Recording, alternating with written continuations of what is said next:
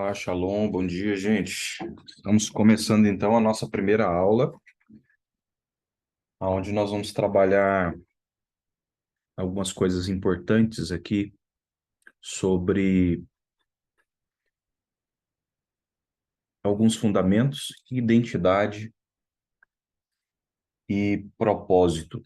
Muito importante nós atentarmos para isso, porque eu vejo, eu vejo assim que muitas pessoas estão perdidas, ou muitas pessoas gostariam de alinhar e entender melhor a sua identidade, o seu propósito, aquilo no qual o Senhor te chamou para fazer e ser primeiro, né? Porque primeiro que você não consegue fazer algo sem ser, e tudo que a gente faz sem ser se torna religião e não a verdadeira, o verdadeiro propósito, não é? Então, é como se fosse algo incoerente. E o Senhor quer que a gente alinhe essas coisas para que possamos prosseguir. E quando a gente entende isso, queridos, é algo transformador, porque é como se a gente conseguisse pegar aqueles anos, porque às vezes a gente vai passar lá 10, 15 anos na igreja no mesmo lugar, parece que não houve avanço. Você participou de cultos no domingo, você participou de células, você participou de projetos, você participou de programações, você participou de muitas coisas, mas sabe quando a gente sente que falta algo, uma engrenagem? Quando eu tive agora em São Paulo na ministração, o Senhor me deu uma visão de várias engrenagens, várias. Não sei se vocês já viram aqueles motores que tem uma polia e tem que tem um peão que ela precisa de uma correia para que os dois sistemas se comuniquem ali. Então é como se fosse um sistema de engrenagens que tivesse que ter uma engrenagem do meio para que as outras duas conseguissem funcionar. Então é exatamente isso que o Senhor tem nos despertado para esses dias, para a gente trabalhar as bases, o, os fundamentos, algumas coisas. Certa vez a gente trabalhou numa empresa e nessa empresa ela tinha um princípio assim, ó, todas as vezes que você se sentir perdido em alguma direção, volte ao básico, volte ao básico. Então, muitas vezes nós vamos sentir assim, cara, parece que eu estou deslocado, parece que a coisa não anda. Volte ao básico, volte à raiz. Então, muitas vezes, o reflexo daquilo que está na folhagem, às vezes é reflexo daquilo que está na raiz. Então, você quer que uma planta ela cresça saudável, ela está ali com, com algumas manchinhas, com defeito, né? Aí, muitas vezes a pessoa vai ter que aplicar um remédio e ela vai ter que aplicar adubo na raiz. Para quê? Para que essa árvore ela cresça saudável. Ok? Então, deixa eu entender aqui.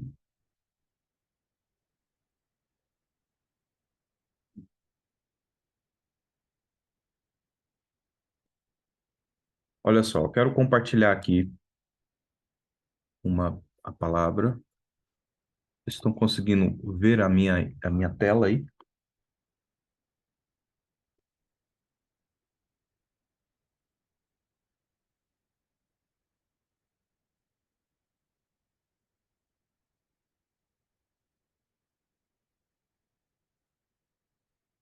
Diz assim, ó, no versículo 19 de Romanos capítulo 8: A ardente expectativa da criação aguarda a revelação dos filhos de Deus. Então aqui, ó, é a palavra, não é a palavra de filhos, bebês, aqui está falando o quê? De filhos adultos. Olha só, raramente usado para filhote de animais ou filhotes de humanos ou pessoas, bebês, né? E aí que, pois a criação está sujeita à vaidade, à depravação, à fragilidade, à falta de vigor, está doente, não voluntariamente, não porque ela foi feita com essa identidade, não voluntariamente, mas por causa daquele que a sujeitou, na esperança de que a própria criação será redimida do cativeiro.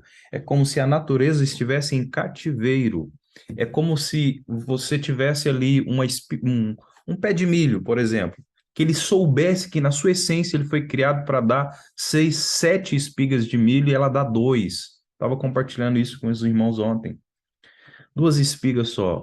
E ela fica frustrada com isso e, sabe? E a natureza ela está num cativeiro de corrupção.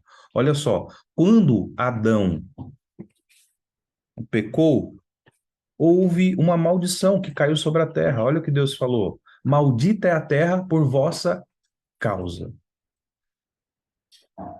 Então, logo se espera o quê? Quando um homem se arrepende, quando um homem volta para Deus, é como se essa maldição ela fosse paralisada, ela fosse quebrada, não tivesse ação sobre uma terra, entende? Certa vez, eu não lembro o nome ah, dessa cidade, é, algumas cidades, né? Que elas começaram a pautar a sua legislação dentro dos 10 mandamentos ali, né? Queridos, era uma das cidades mais prósperas que existia na região, porque estavam andando debaixo de princípios e pelos homens, eles começaram a andar debaixo de princípios, a terra começou a ser abençoada, aquele povo começou a ser próspero e referência. E é exatamente isso que Deus quer fazer conosco, queridos. Por causa do nosso posicionamento prático, por causa da nossa manifestação como filho maduro e não como um filho bebê, não é? O Senhor quer nos usar para a honra e glória dele. Sempre quando o Senhor quer manifestar algo, ele vai usar pessoas, entende? Pouco se espera de um anjo ajudar alguém com necessidades de comida, necessidades de vestuário, necessidades de um abraço, entende? Então, pessoas vão ter de fazer isso. E se nós entendermos e formos maduros o suficiente, nós vamos começar a nos posicionar nisso. E aí ele fala aqui, ó, na esperança de que a própria criação será redimida do cativeiro da corrupção, da destruição. Sabe esse tanto de catástrofe que está acontecendo aí? Por que que vocês acham que isso está acontecendo? Na palavra do Senhor, fala que a, a terra vai vomitar as pessoas por causa da iniquidade dessa terra. Então, muitas catástrofes que acontecem hoje, que até envolvem inocentes, acontecem por causa do pecado do homem, por causa da iniquidade do homem. Não é só porque acontece. Nossa, que catástrofe é essa? Entende? Maldita é a terra por causa do homem. Então, homens e mulheres posicionadas em Deus liberam a terra. Se tiver um justo na cidade, Deus não destrói. Ou Deus não permite a destruição, não é? Mas quando existe uma medida de iniquidade e ninguém se posiciona, começa a se manifestar ondas de destruição. Então, sabemos que a criação só um tempo suporta angústias até agora, não somente ela, mas também nós que temos as primícias do Espírito. Igualmente, gememos no nosso íntimo, aguardando a adoção de filhos, redenção do nosso corpo, porque na esperança de que fomos salvos.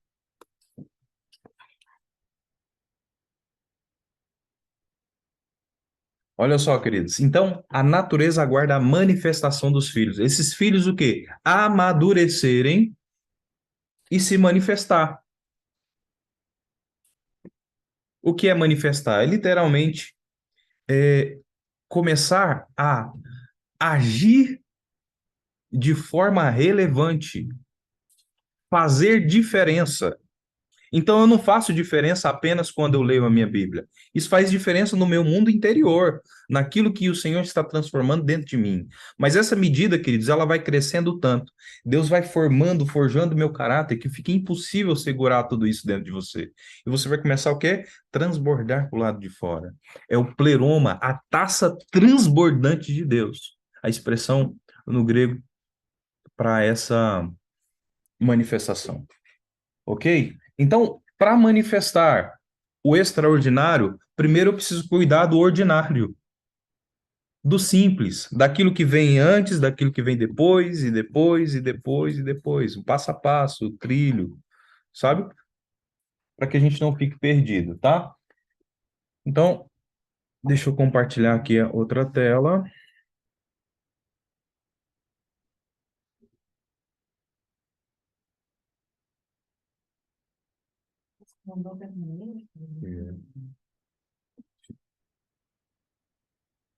Vocês estão conseguindo enxergar aí?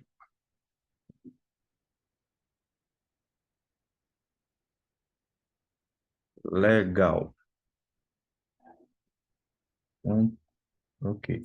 Maravilha. Então, o que que nós vamos trabalhar aqui, ó? Identidade, propósito e como manifestar o reino de Deus a partir disso. Identidade, propósito e como manifestar o reino de Deus.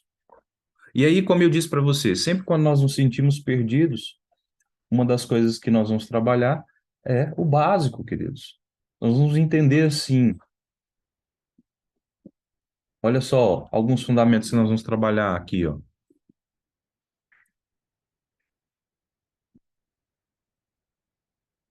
Hebreus capítulo 6 versículo 1. Daí nós vamos trabalhar em paralelo com outras coisas aqui. Então, o que que ele vai dizer lá? Ele vai falar sobre a questão das doutrinas, dos rudimentos básicos da fé. Por exemplo, por que que o único Deus? Por que que nós adoramos esse Deus e não essa porção de deuses aí? Você vai para a Índia, você vai ver milhares de deuses. Você vai para você vai para algumas religiões, você vai ver um monte de entidade. Mas por que um Deus, né? Então, para alguns isso está claro, para outros vai clarificar ainda mais. A divindade de Jesus. Então, muitas pessoas conhecem o quê? O Jesus histórico, o Jesus romano, o Jesus até mesmo evangélico. Agora eu quero que você conheça, e nós vamos conhecer juntos, o Jesus de Deus, queridos. O Jesus, porque muitas vezes as pessoas têm aquela ideia de um Jesus afeminado, fraco. E não é isso, queridos. Eu quero te mostrar essa, e a gente vai estudar juntos aqui, essas características de Cristo. Nós vamos falar sobre salvação. Salvos para quê? Para onde? Quando? O que que a gente faz com isso? O verdadeiro arrependimento. Você sabia que existe o verdadeiro arrependimento e o falso arrependimento? Existe remorso. Arrependimento não é quando eu choro, arrependimento é quando eu mudo. Fé em Deus. Então, o que que é a fé em Deus? Porque às vezes a gente tem fé em Deus e fala assim: não, Deus é tudo para mim. Mas na hora que as coisas desmoronam, o nosso braço é o tudo para nós. A gente quer correr atrás das coisas só na força do braço. Ou então a gente flui na passividade, né? Então, a falta de fé ou o entendimento errado do que é a fé. Então, a fé em Deus e o que que ela produz. O batismo. Então, quando nós chegarmos nessa aula aqui, algumas pessoas que estão conectadas, que estão assistindo, vão assistir, nós já vamos preparar já batismos. Temos aqui pessoas que vão batizar. Comunhão. Vamos trabalhar qual a importância da comunhão. O ministério da imposição de mãos, inclusive em cima de você mesmo, você impor as mãos, você usar as mãos, né? Como que é o ministério da imposição de mãos? Por que que a gente precisa impor as mãos? Ressurreição, o juízo eterno, e aí nós vamos trabalhar também em paralelo a parte de identidade, propósito e como manifestar o reino aqui e agora. Beleza? Então vamos lá. A primeira coisa que nós vamos trabalhar aqui, ó. Nós vamos trabalhar a Bíblia, tá? Então por que que a Bíblia é o nosso manual de fé e prática? Toda a escritura é inspirada por Deus e útil para o ensino, para a repreensão, para a correção, para a instrução na justiça, para que o homem de Deus seja apto e plenamente preparado para toda boa obra. Toda escritura é inspirada por Deus e útil para o ensino, repreensão e correção, instrução na justiça e nos tornar apto plenamente preparado para toda boa obra de Deus. Então, queridos, escrituras, Bíblia, overdose de Bíblia, overload de Bíblia. Olha, para ter uma vida espiritual fraca, basta não ler a Bíblia diariamente. Então, essa é a receita. Nossa, um pastor ensinando como ter uma vida espiritual fraca?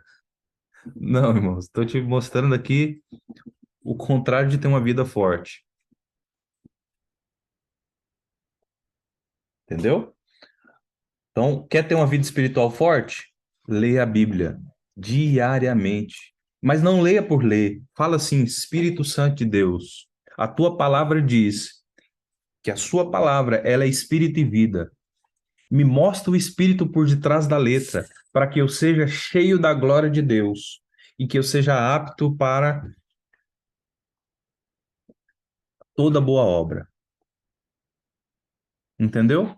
Não por ler, queridos. Ali só o logos. O logos é importante, a interpretação prática, a interpretação de texto, a interpretação lógica, cartesiana, gramatical, mas o espírito, a revelação por trás daquela palavra é o que tem de mais importante. Isso é dado pelo Espírito Santo de Deus. Amém, queridos? Então, a Bíblia. Vamos ver sobre a unidade da Bíblia. Ela foi escrita ao longo de 1.600 anos. Então, quanto tempo levou para a Bíblia ser escrita? Aproximadamente 1.600 anos. Por 40 autores diferentes, em 3 continentes diferentes,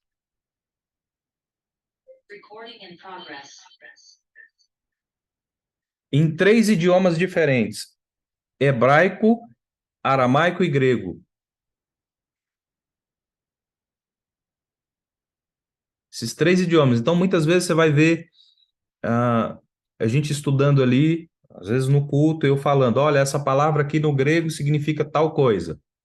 É porque o quê? Se eu estou no Novo Testamento, foi escrito em grego, entende? E existe ali a palavra original para aquilo. E às vezes, na tradução, se perde muita coisa.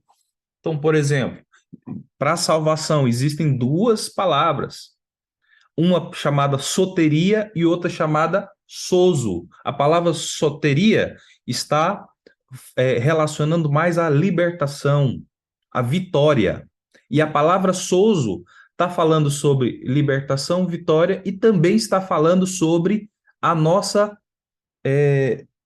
salvação eterna. Entende? Mas se a gente for ler lá sem essas traduções, ou sem saber qual a palavra no original está falando, você vai entender que tudo ali é salvação. Tá entendendo? Então, descoberta dos manuscritos do Mar Morto. Acharam lá em Qumran os manuscritos que atestaram que a palavra realmente é verdadeira, que tudo aquilo que está escrito, olha aqui, ó, né? A Torá, a Tanar e a Brit Hadashah. Então, a Torá são o Pentateuco, os primeiros 5 livros da Bíblia. A Tanar é os profetas. E a Brit Hadashah é o Novo Testamento. Então, essas escrituras foram achadas, então eles conseguiram confirmar que realmente a Bíblia é a palavra de Deus. Ok? A probabilidade de ter a precisão, palavra por palavra, ao longo de 1000 anos, é surpreendente. É quase que impossível você pegar, por exemplo, 40 autores diferentes, 1.600 anos, três continentes diferentes, três idiomas diferentes, e a coisa tá linkada, a coisa tá assim, totalmente alinhada e inerrante. Você já tinha essa percepção da Bíblia?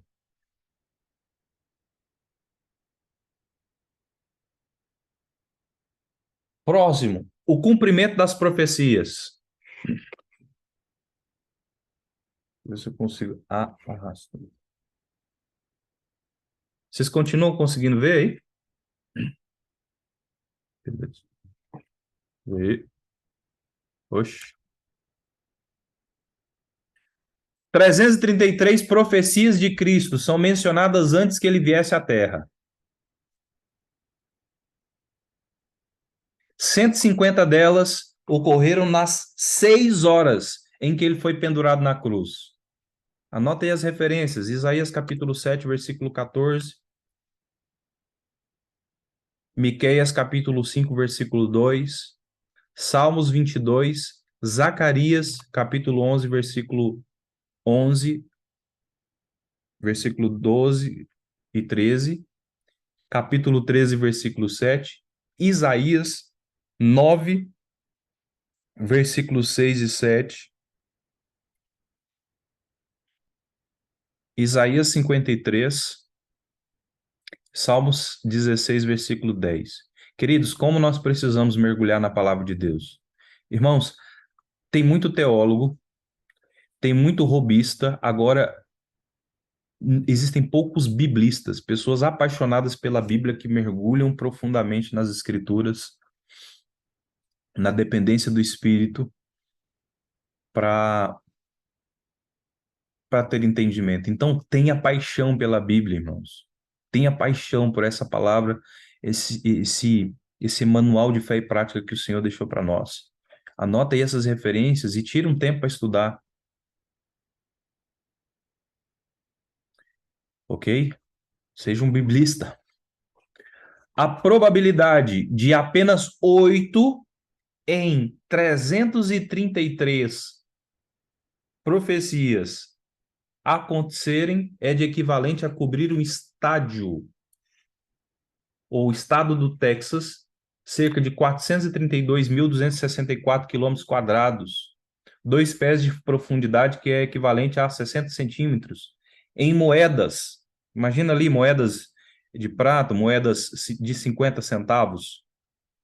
E aí você, ao longo desse perímetro aí, você espalha moedas e você começa a percorrer essa distância toda, e aí com os olhos vendados, e aí você marcou essa moeda, anda todo esse perímetro, e depois você volta para tentar achar essa moeda de olhos vendados. Ele está falando que é isso aí, ó. A probabilidade de apenas 8 de 333 acontecerem é equivalente a essa expressão aí. A marca especial em seguida, esperando um homem vendado andasse todo o estado, e na primeira tentativa de encontrar a moeda, e marcou. Está nesse livro aqui, está numa citação desse autor aqui, Peter W. Stoner, professor de matemática e astronomia. Então, a ciência também confirmando a veracidade da palavra de Deus, ok? Então, a Bíblia não é um livro científico, mas é cientificamente preciso. Então, olha só, paleontologia. No livro de Jó são mencionados os dinossauros. Jó capítulo 40, versículo 15. Capítulo 41, versículo 1. Só um minutinho, pessoal.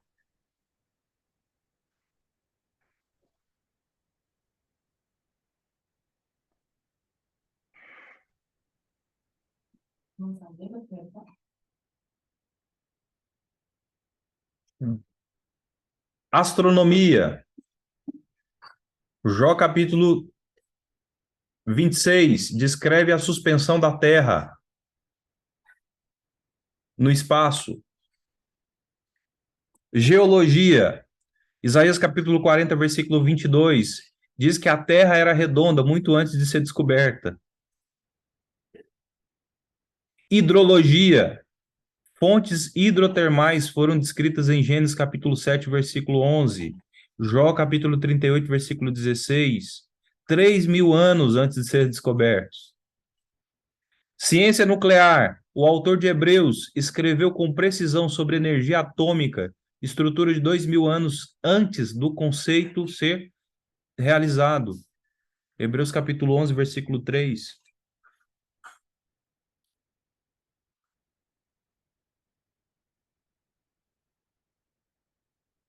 Termodinâmica. A Bíblia é um livro religioso que retrata corretamente a primeira e a segunda leis da termodinâmica. E você vai ver lá, Gênesis capítulo 2, versículo 1, Hebreus capítulo 1, versículo 10 a versículo 11.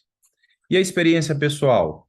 Milhões de crentes ao redor do mundo podem testemunhar o incrível efeito da palavra de Deus. Cada um de nós aqui temos uma experiência, temos uma vivência, uma transformação vinda através do entendimento da palavra de Deus, não é? E ela é relevante até os dias de hoje, ok? Então, como que ela foi escrita? Os livros do Antigo Testamento foram totalmente aceitos e inspirados por Deus pelos judeus.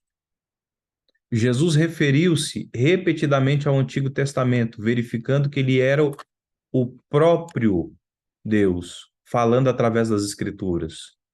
Cristo é a palavra encarnada.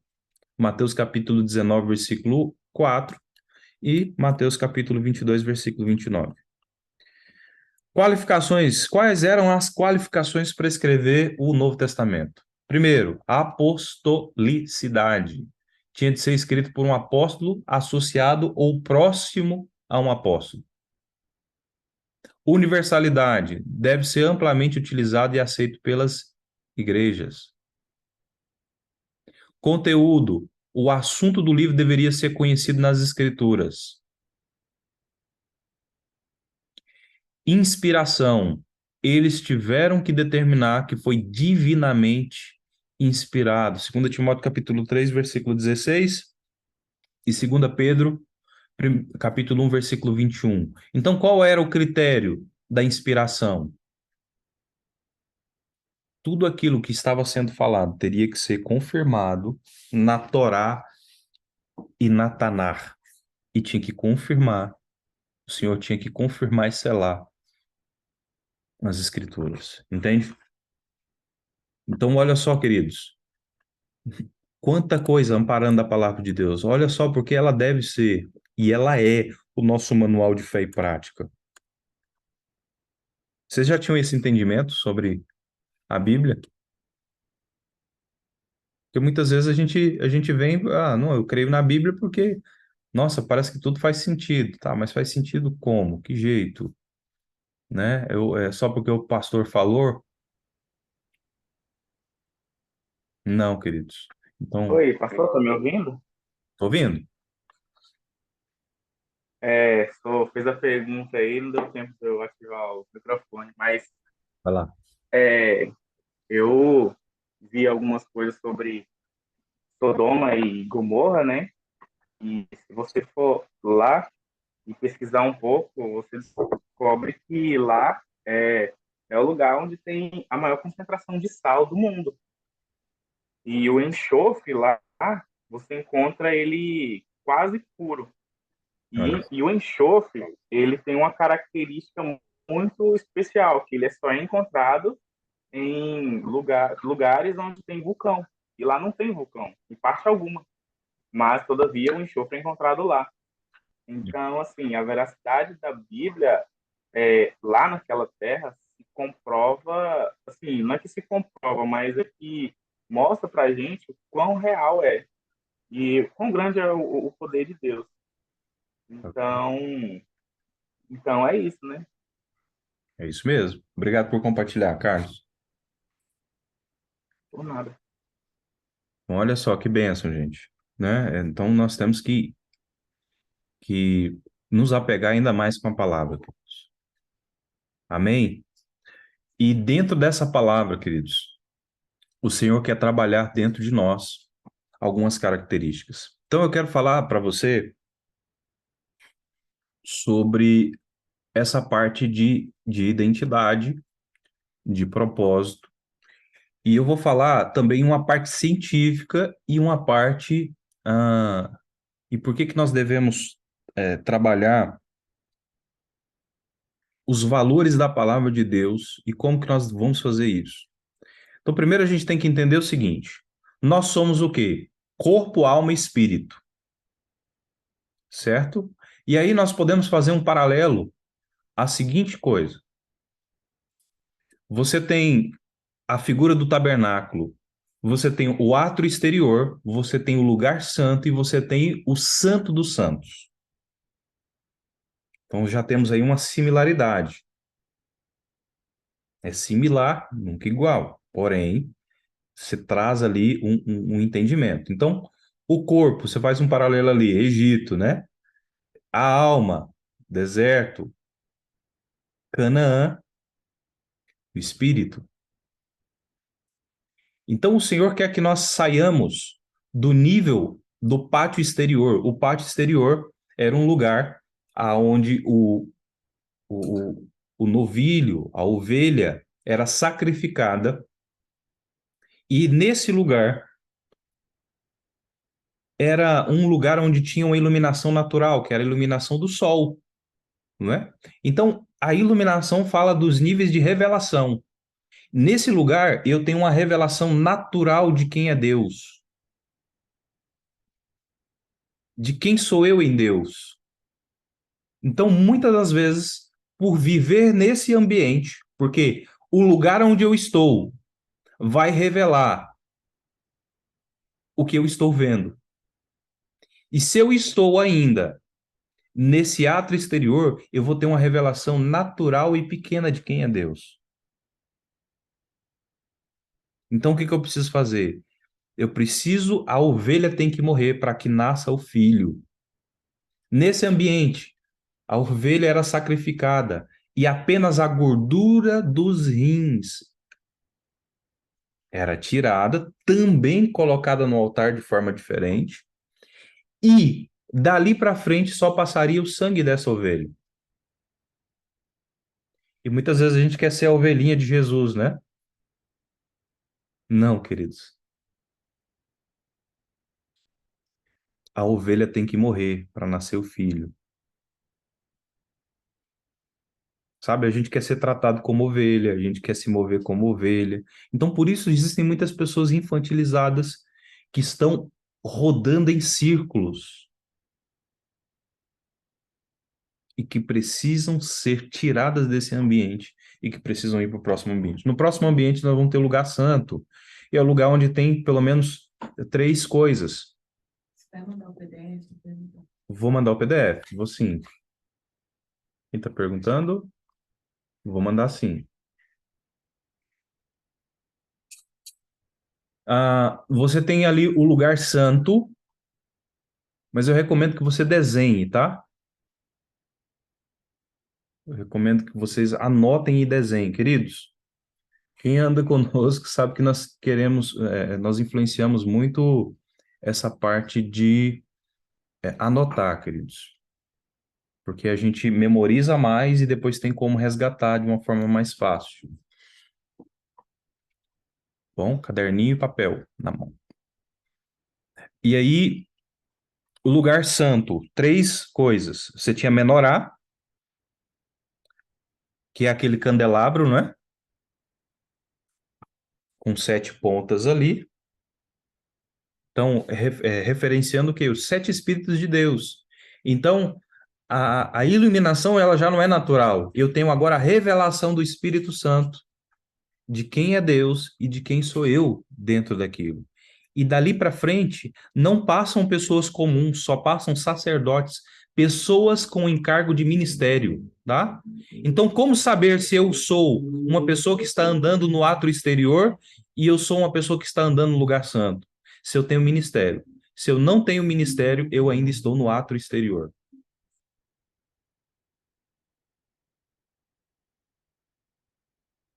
não é? Então o Senhor está nos impulsionando o quê? A ser alguém que responsável por alguém ou responsável por revelar a glória de Deus à vida de alguém, tá bom? Então, nesse reparte exterior, eu vou ter muito problema com carne. Eu ainda vou ficar muito chateado quando algo não ficar, não tiver do meu agrado. Eu ainda vou sentir muita carência. O tempo todo eu posso ter problemas, alguns problemas de relacionamento.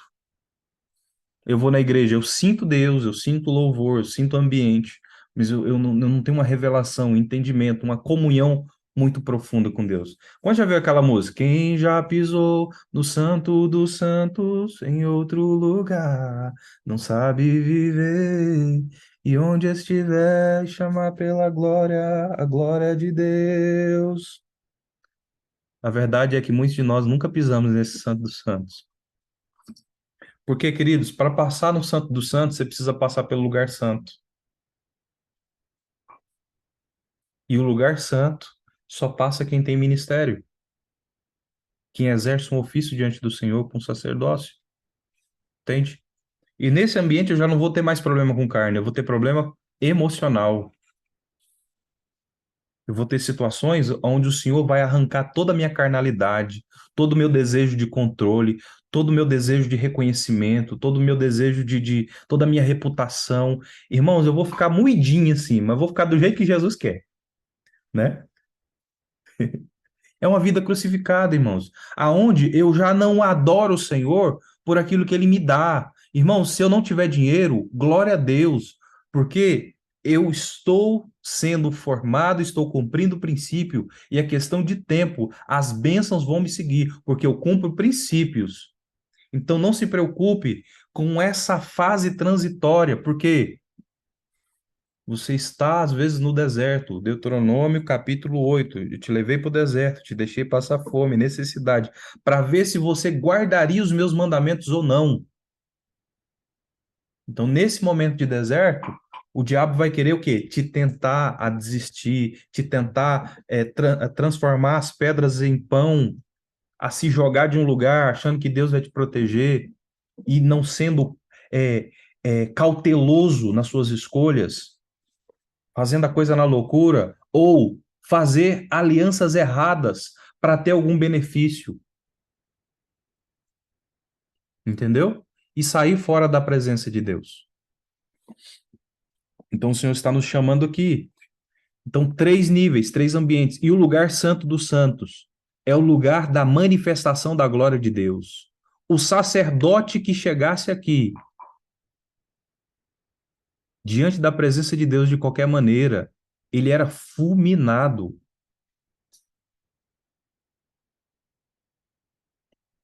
Entende, queridos? Então, olha só, o lugar santo dos santos era o lugar onde o sumo sacerdote ele se apresentava diante do Senhor, intercedendo pelo povo e pela vida dele também.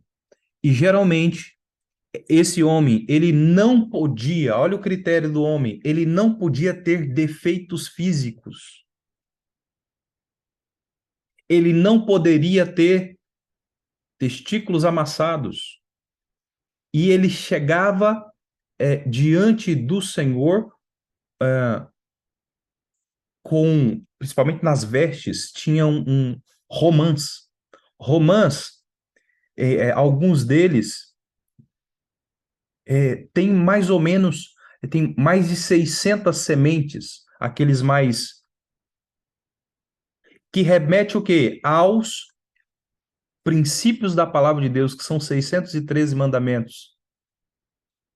E ele chegava com isso diante do Senhor, era como se representasse uma geração. Esses romãs representavam uma geração. Então, era por ele e por uma geração. Então, nós temos que transitar, queridos. O plano do Senhor nunca foi deixar você apenas no Egito. Egito, irmãos, escravidão, você ficar escravo do pecado, irmão, caindo em pecado sexual, caindo em pecados da fala, caindo em pecados de gula, caindo em pecados, obras da carne, irmãos. Gálatas capítulo 5, versículo 19, idolatria, feitiçaria, inimizade, briga, sabe aquela pessoa briguenta? É porque ela ainda não foi tratada, tá no Egito, tá no átrio, e o Senhor quer nos impulsionar para o próximo nível. Amém? Então, deserto, ali no deserto, irmãos, Jesus passou por 40 anos, ele foi, 40 dias, aliás, 40 dias, perdão, e foi tentado pelo diabo, queridos. Mas nesse momento, como que ele guerreou? Através da palavra de Deus. Então, nesse momento, queridos, do lugar santo, da obra do ministério, você vai ser ferido servindo. Você vai ver muita ingratidão, você vai ver é, é, muita fofoca, você vai ver muitas coisas que te entristecem. E você vai ter que se apegar à palavra de Deus para não cair e para permanecer firme, porque você está fazendo por Deus e você está semeando na vida da pessoa, entende? Agora, o que a pessoa vai fazer com aquilo que foi semeado é diferente, entende? Porque aí entra um outro princípio, que é o princípio da honra. Então, todas as vezes que há uma desonra, há escassez. É estabelecido caos, miséria. E quando você entende esse princípio, o princípio da humildade também, nesse período aqui, ó, deserto, vai ser, as suas emoções elas vão ser levadas ao extremo para ser trabalhado o quê, irmãos? Mansidão, a mansidão do cordeiro. Amém? E aqueles que são mais paradinhos, o Senhor quer trabalhar o quê? O leão, a atitude do leão, de ir para cima, de, sabe, de conquistar, avançar. E o alvo é o quê? Canaã. Canaã. Amém? Então nós falamos aqui, ó, da manifestação dos filhos maduros, não é? Depois eu quero trazer uma explanação de Mateus capítulo 25, versículo 14, aonde o Senhor fala sobre a parábola dos talentos. A um o Senhor deu 5, até chegar na pessoa a quem ele deu um talento. Ele espera que a gente multiplique. Nós somos o quê? Pessoas que devem frutificar e multiplicar aquilo que Deus coloca na nossa mão. Eu chamo isso de oportunidades. Esse talento, irmão, são oportunidades. São coisas que o Senhor colocou na nossa vida. Então, se Deus te plantou num lugar, seja frutífero nesse lugar. Veja como você pode servir, veja como você pode derramar amor na vida do irmão, veja como você pode ser transformado. Olha, procure o seu pastor e fale. Olha, pastor, eu tenho dificuldade com isso, com isso, com isso, com isso. Me ajuda. Eu preciso ser confrontado nisso, nisso, nisso, nisso, nisso, nisso. Entende? E aí o Senhor quer arrancar todas essas coisas ruins, sabe? Muitos de nós não sabemos receber repreensão e correção. A gente se sente ofendido, mas o Senhor quer nos levar para um nível, irmãos, onde a gente, não, realmente eu tenho que mudar isso mesmo. Eu estava falando isso com alguns irmãos de um treinamento que a gente está dando para uma igreja. Não se ofenda quando o Senhor usar alguém para te corrigir. Veja se aquilo é real mesmo e comece a aplicar. Não, realmente. E ame a correção. Parábola dos talentos, irmãos. Multiplicar tudo aquilo que o Senhor te deu. Deus te deu um lugar para pertencer. Naquele lugar você vai frutificar. Veja como você pode ser alguém útil. Como você pode frutificar. Como você pode gerar frutos para a glória do Pai. Derramando, unindo seus dons e talentos para manifestar a glória de Deus. E Mateus capítulo 12, versículo 31, eu vou te falar sobre blasfêmia contra o Espírito Santo. Como assim, pastor? Você está falando sobre fundamentos e vai falar blasfêmia contra o Espírito Santo? Como assim? Eu quero te explicar o que é, qual que é o entendimento sobre blasfêmia do Espírito Santo, irmãos. Olha só, Deus te mandou a lei, Deus te mandou os profetas, Deus te mandou Jesus, e Deus te mandou o Espírito Santo. E mesmo assim você não deu crédito para aquilo que ele falou e para aquilo que ele quer de você, irmãos, já não tem mais quem te convence. Já não tem mais quem. Já não tem mais, sabe? Por isso que lá em Apocalipse, ontem eu estava lendo, acho que é o capítulo 23, né? 21.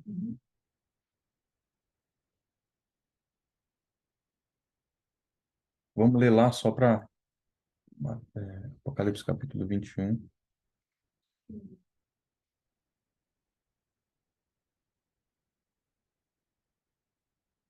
Vou compartilhar aqui contigo.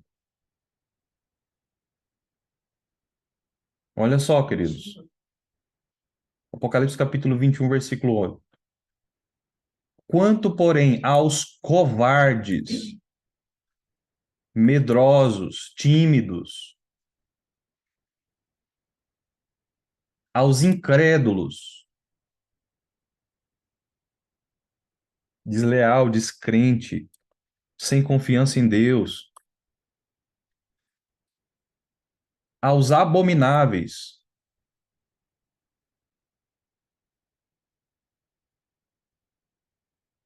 aos assassinos. Olha, irmãos, covardes, incrédulos, abomináveis e assassinos no mesmo nível, ó. Sabe quando você tem medo? Quando é colocado um desafio diante de você e você dá para trás? Não confia que Deus está com você? Não se entrega ao processo daquilo que Deus quer fazer para você? Aqui, ó. Incrédulos. Cara, teu pastor está vendo o seu potencial.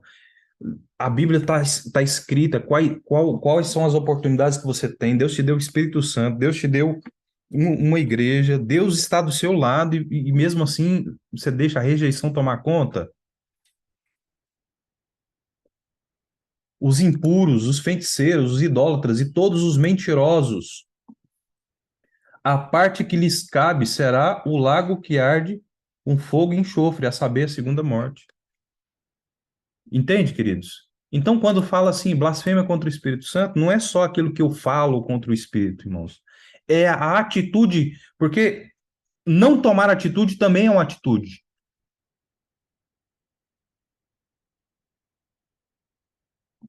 Quantos estão entendendo, gente?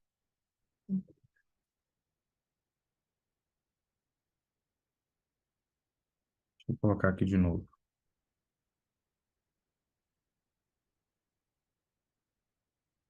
Irmãos, que Deus nos ajude e que a gente consiga se posicionar. Essa palavra está mexendo muito comigo. Eu não sei com você, mas eu estou sendo confrontado.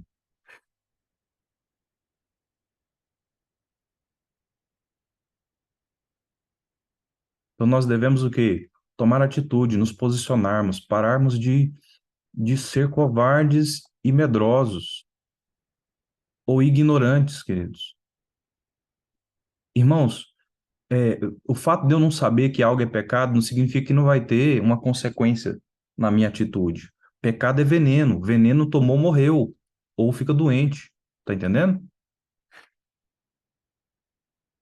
Então, muitas coisas a gente faz na ignorância, mas o mundo espiritual, ele é implacável. Então, deixa, só para concluir agora, explicar aqui os níveis de aprendizado e mudança que nós vamos começar a trabalhar. Esses dias eu estava até conversando aqui, né, Kellen, sobre a parte de identidade que nós precisamos construir. Por que identidade, irmãos? Porque muitas vezes a gente vai para a igreja, a gente até se relaciona, faz a obra de Deus, mas a gente não sabe quem a gente é. A gente não sabe para que Deus nos chamou, sabe? E aí a gente vai ter uma expressão que eu falo que é correr para não chegar. Correr para não chegar. Por quê? Como que é correr atrás do horizonte? Imagina o horizonte assim, ó, aquele mar sem fim assim, ó. Aí você corre, corre, corre, corre, corre, corre, corre, corre, corre. Para onde você está indo? Não sei. Corre, corre, corre, corre. Não sei. Por quê? Você não conhece quem você é. Você só sabe que você tem que correr. E corre, corre, corre, corre, cansa. É correr atrás do horizonte. Vai chegar aonde? Não sabe.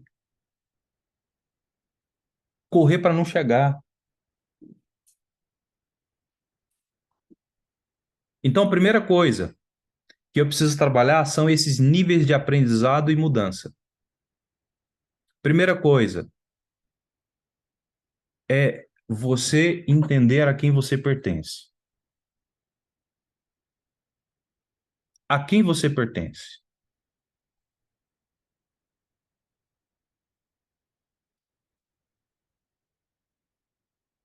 Se você aceitou Jesus como seu único e suficiente Salvador, está andando, buscando santidade, e não estou falando que você não vai pecar nunca, tá procurando andar alinhado a essa palavra, queridos. Você é de Cristo, você pertence a Ele. Então, a quem você pertence? Nível um,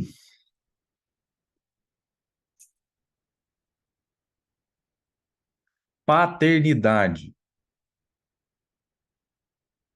Você vê Deus como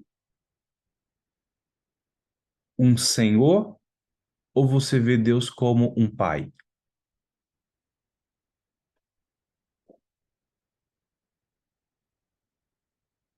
O servo não sabe o que faz seu senhor. E aí você vai ter pelo menos três níveis.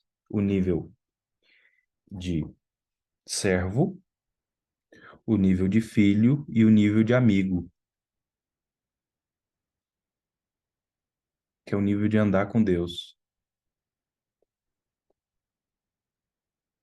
e de comungar de tudo aquilo que ele é e tudo aquilo que ele tem.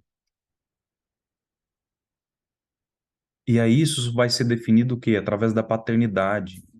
A paternidade de Deus pela instrumentalidade de uma pessoa que te ajuda, entende? Só que o que eu percebo, queridos, as pessoas não têm raízes. Elas ouvem um monte de gente, mas quem é a pessoa que abençoa, que ensina os valores, que corrige, que remove o egoísmo, que dá limites, que confronta em amor, que libera a bênção de Deus sobre a sua vida? Deus vai usar uma pessoa, um canal. Essa pessoa não é Deus na sua vida, entende? Mas essa pessoa, ela é um canal de Deus, um dispenseiro da graça de Deus. Eu pergunto, quem é essa pessoa?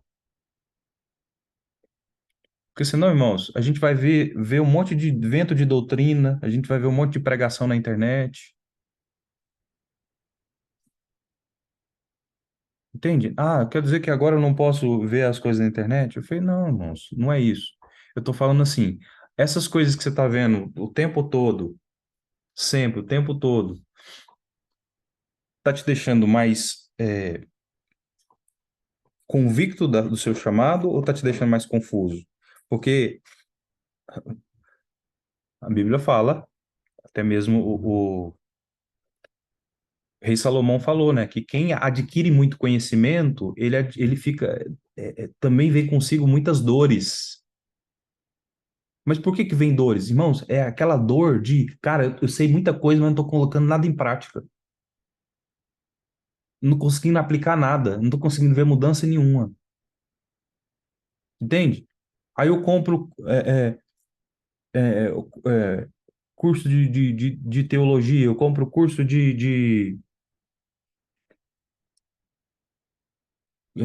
interpretação bíblica, curso de desenvolvimento pessoal, curso de não sei, muitas coisas.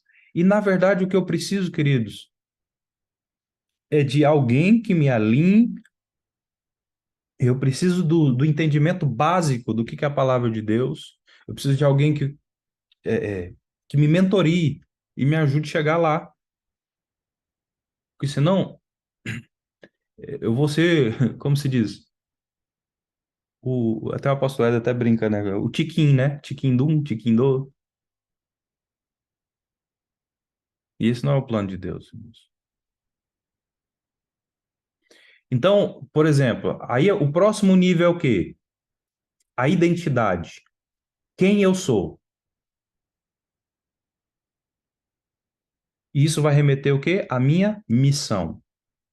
Quem eu sou vai falar sobre a minha missão. E aí eu vou ter duas identidades. Eu vou ter a identidade do filho ou eu vou ter a identidade do órfão. E dentro dessa identidade, eu vou me posicionar. Terceiro nível, o nível de valores e crenças. Por que eu devo me posicionar de tal maneira? É a motivação, o motivo para a minha ação. O motivo para a minha ação não pode estar distorcido. O meu porquê não pode estar distorcido, mas alinhado com a palavra de Deus. Cara, por que que eu não devo roubar? Porque, primeiro, eu pertenço a Deus, a minha identidade é a identidade de filho de Deus, e como eu aprendo com Deus. Você já viu quando o que muitas vezes a pessoa associa o filho com a identidade do pai? Se eu minto, irmãos, a palavra de Deus fala que a mentira, quem mente se torna filho do diabo. Não, não é uma expressão que compactua, não é coerente com o filho de Deus. Mentir, entende? Então, crenças e valores alinhados com a palavra de Deus. E aí isso vai determinar o quê? O meu porquê. Depois, a capacidade. Cara, se a Bíblia diz, se os meus valores estão alinhados com a palavra de Deus, deixa eu falar uma coisa para você aqui. Os valores que você deve ter não são os valores de um brasileiro, tá? Os seus valores são os valores do reino. Os valores de um brasileiro não comportam os valores do reino. Não estou falando que você vai deixar de ser brasileiro, queridos. Você mora no Brasil, é um ambiente onde você está. Porém, os seus valores são valores do reino, não valores de um brasileiro. Tanto é que você vai para fora, as pessoas falam assim, você vai lá para fora, muitas pessoas têm preconceito de brasileiro, irmão, por causa do jeitinho brasileiro, né? Vamos dizer assim. Meu Deus. E aí, próximo é o quê? A capacidade. Depois eu vou destrinchar cada uma dessas coisas aqui, tá, irmãos? Capacidade. Olha só, se eu sei a quem eu pertenço, se eu estou alinhado com a paternidade, se eu tenho identidade de filho, se os meus valores estão alinhados com a palavra de Deus, eu vou acreditar que eu sou capaz ou eu vou acreditar que eu sou incapaz? Deus mandou Moisés guiar o povo. Moisés hesitou, falou: Não, que isso, Senhor? Eu sou duro, eu falo mal, eu falo enrolado, eu não tenho capacidade para isso. Aí Deus pega e falou assim: Não, eu te escolhi, vai lá e faz. Não, Senhor, eu não tenho aqui, isso aqui, tal, tal, tal, não tenho. E aí, na terceira vez, o Senhor ficou irado. Rapaz, eu tô te falando, vai. E aí, mesmo assim, com Deus, com a sua bondade, deu Arão. Arão fala: Eu vou falar para você, você fala para Arão, e Arão fala para o povo. Beleza. E aí, Deus deu esse sistema de encorajamento para ele. E logo, ele já estava falando, lá em Êxodo capítulo 8, Moisés já estava falando para o povo, irmão. Olha só, Moisés já estava falando com o povo. Então, muitas vezes o Senhor vai colocar essas pessoas para encorajar você, vai colocar do seu lado, vai para te ajudar. E é isso que nós estamos aqui com essa missão de te encorajar e te posicionar. E isso vai mudar o quê, queridos? Se eu creio que eu sou capaz, porque a palavra, eu já não creio só nos meus sentimentos. Eu já estou sendo alinhado com a palavra de Deus. Já não importa o que as pessoas falaram quem eu sou. Já não importa as histórias que eu mesmo conto para mim mesmo. Importa o quê? O que a Bíblia diz que eu sou, o que a Bíblia diz que eu tenho, o que a Bíblia diz que eu posso fazer. Então agora eu consigo fazer algo que aqui fala o quê? Como? E aqui vai falar de estratégias. Nossa, olha as oportunidades que eu tenho. Se eu creio que é possível, que é para mim, que é para agora, eu tomo posse. Senhor, eu tomo posse dessa nova identidade. Eu creio, Senhor, que o Senhor pode me usar para tocar nações, para tocar famílias, para viver o propósito. Eu creio, Senhor, que o Senhor está me posicionando em nome de Jesus. Então agora isso vai mudar o meu comportamento. O que é o comportamento? É o que eu vou fazer. Então, aqui eu estou falando das estratégias. Olha, o que eu posso fazer? Como? Como?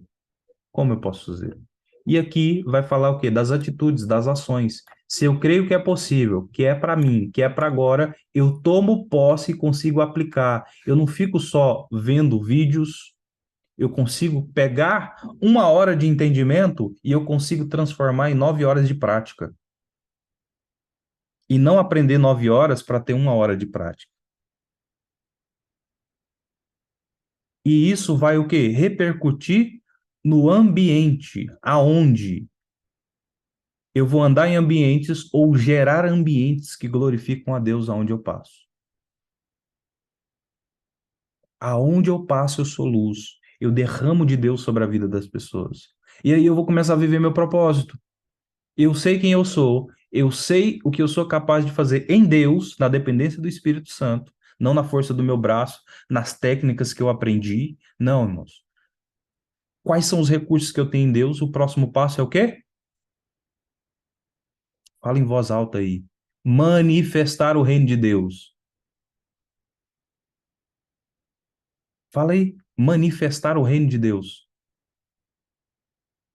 E aí eu começo a ter impacto nas pessoas, nas famílias, nas igrejas, nas cidades e nas nações. Alcançando, despertando, libertando, amadurecendo e enviando essas pessoas. Amém, queridos? Vamos orar? Para a gente concluir?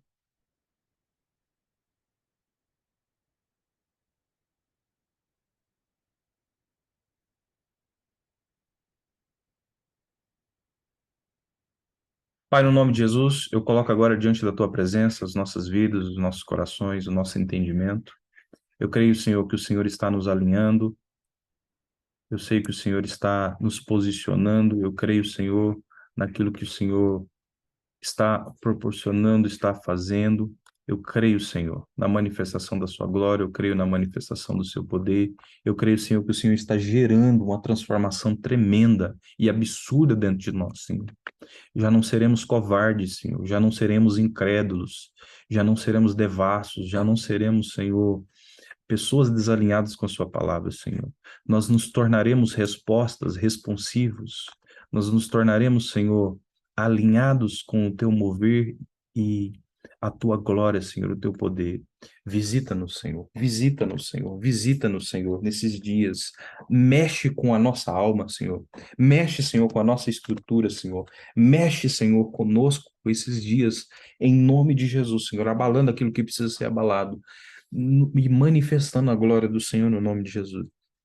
Tudo de ruim que precisa sair de nós, Pai, para que a glória do Senhor resplandeça, comece a trabalhar em nós, Senhor, e através de nós, em nome de Jesus. Eu te agradeço, Senhor, eu te louvo, eu te adoro, eu te exalto nesta manhã, em nome de Jesus. Amém, amém, amém, amém. Amém, queridos? Espero que tenha Amém. edificado